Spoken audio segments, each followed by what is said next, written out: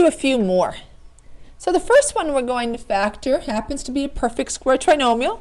Let's see what that means when we finish up. Then we'll talk about what's a perfect square. All right, so first thing we need to do is identify A, B, and C. A is the coefficient on x squared, so that's 9. B is the coefficient on x, so that's 24. C is the constant, so that's 16. We're going to multiply the coefficient on x squared, the A, times the constant, times C. All right, so A times C, 9 times 16 is 144. We need two integers whose product is A times C. In other words, the two numbers multiply to give you 144, but add to give the B term. All right, so add to equal 24. All right, so let's go through the factors of 144, and let's see which one of those add to 24. All right, well, 144, that's an even number, so it's divisible by 2. 144 divided by 2 would be 72. Divisible by 3, if you weren't sure, if you add the digits in 144, 1 plus 4 plus 4, that would be 9. If the sum of the digits in a number is divisible by 3, so is that number. It's a little trick for divisibility by 3.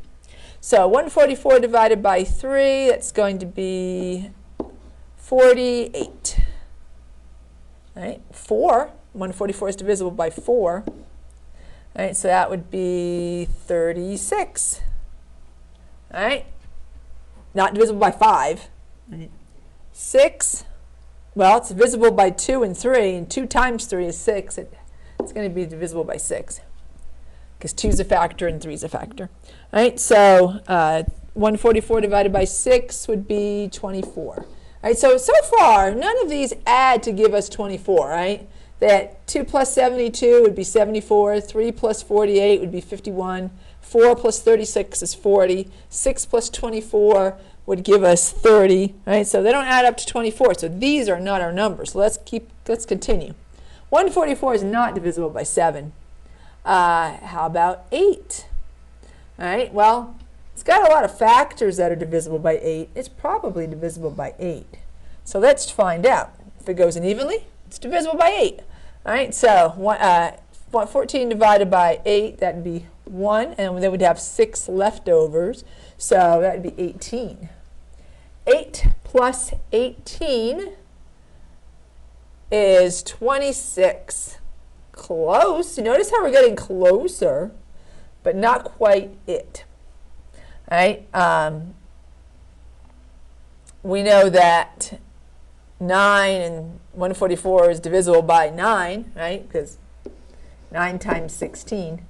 But 9 and 16 add up to be 25. So we're closer. So notice that the sum keeps going down as the numbers keep getting closer and closer to one another. Must be two numbers that are even closer. All right, 144 not divisible by 10, not divisible by 11, divisible by 12. 12 times 12 is 144, and 12 plus 12 is 24. So those are the two numbers we were looking for. So if you're not sure, just keep listing factors. Notice that if the sum is too big, just keep choosing factors that are closer to one another, and eventually you'll get there. All right, so we're going to rewrite the middle term, bx, as the sum of the two terms whose coefficients are the integers we just found. So that means we're going to rewrite 24x as 12x and 12x. And then the first two are a group, the second two are a group. Pull out a greatest common factor. All right, so 9 and 12 are divisible by 3. There's nothing bigger that's going to divide evenly into 9 other than 9. And if we divide, notice they both have an x. So we're going to have to not only pull out a 3, but an x. So 9x squared divided by 3x is 3. 12x divided by 3x, 9x squared divided by 3x is 3x. Left off the x. 12x divided by 3x is 4. All right, so now we look at our second pair, 12x and 16. Well, those are both divisible by 4, and nothing larger than that. All right, 12x divided by 4 would give us 3x. 16 divided by 4 is 4. All right, so now we're going to pull out the repeating factor. So we're just factoring out. They both have a factor of 3x plus 4. All right, we have 3x times 3x plus 4 and 4 times 3x plus 4. 3x plus 4 is a factor for both of those. So let's factor out the 3x plus 4. And what are we left with? Well, we're left with a 3x and a 4. The other terms in each of those products. And now you know why I said this is a perfect square trinomial, because look, we have 2 of the same factors. Right? So when you multiply something by itself, you are squaring. So we could write this, the 2 factors, we could write this factored as 3x plus 4 times 3x plus 4. Or since we're multiplying something by itself, we could also write this as 3x plus 4 squared. Right? So both of these are correct answers. By the way, I forgot to mention it before I started. This is in your notes. Right? Let's try the next one. I actually want to double check. Yes, this is in your notes. All right, it's at the bottom of the page, second page. All right, now we're at the top of the third page. And I couldn't see the question there. I have a little recording box, and sometimes it blocks things. All right, and this is also in your notes. Yep, I think the next two, and I'm only doing 3 problems. So all 3 problems are in your notes. X squared minus 10x plus 25. First step, let's identify A, B, and C. A is 1, the coefficient on x squared. B is negative 10x. And don't forget that negative there. Negative is going to go with the 10x. Right? It's the, excuse me, not negative 10x, just negative 10. B is the coefficient on x. I'm getting ready for step 3, I think, including the x there. C is the constant term, that is 25. All right, so now we multiply A times C. So we need 2 numbers that multiply to give us A times C, add to give us the B term of negative 10. So 1 times 25 is 25. 2 numbers that multiply to give us 25 and add to give us negative 10. Well, I don't think I need to go through. You know what? I'll go through just to make sure. But I bet in your head you have already figured out what the 2 numbers are. All right, this one's a lot easier because 25 does not have too many factors. 1 and 25. No, they don't add up to negative 10. One of them, by the way, if they multiply to a positive number, they're both going to have to be the same sign. Man, I got the coughs. Sorry about that. Or they if they multiply to give us a positive number, they both have to be the same sign. Since they add to give us a negative number, they must both be negative. All right, so negative 1 plus negative 25 is not negative 10. And the only other factor is negative 5. It's negative 5 plus negative 5, that is negative 10. And that is our 2 values. Right, so we can see it's not going to be 2 positive numbers, right, because it has to add to a negative.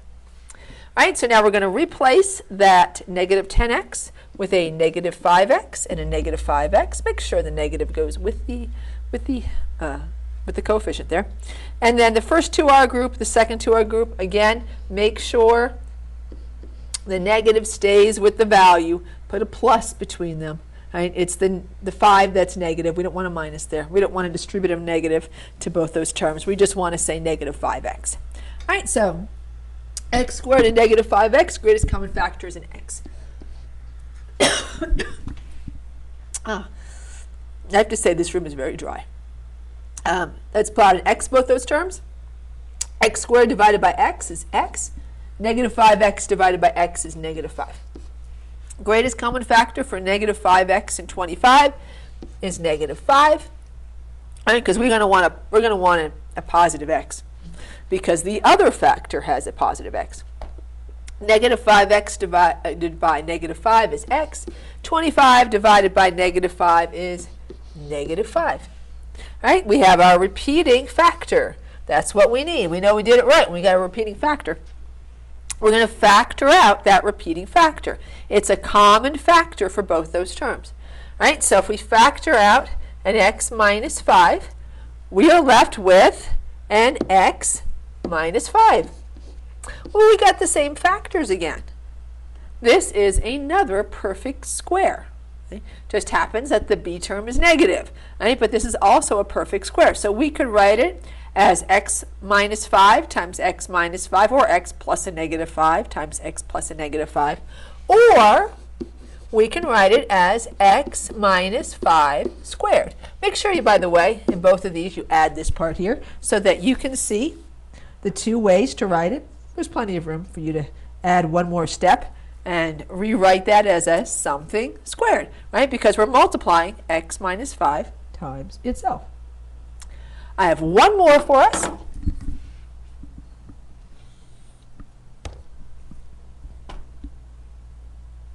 And this is a difference of squares. So all three of these are in your notes. Only this one, for some reason, actually had the word notes on it. So 25x squared minus 16. You might wonder, why is this called, I just need to move this up, a difference of squares? Well, we have two perfect squares. 25x squared is a perfect square, right? 25 is a perfect square. X squared is a perfect square. And 16 is a perfect square. And between them is a negative. That's why it's called the difference of two squares. We're subtracting one square from the other. First step, let's identify a, b, and c. A is the coefficient on x squared. That's 25.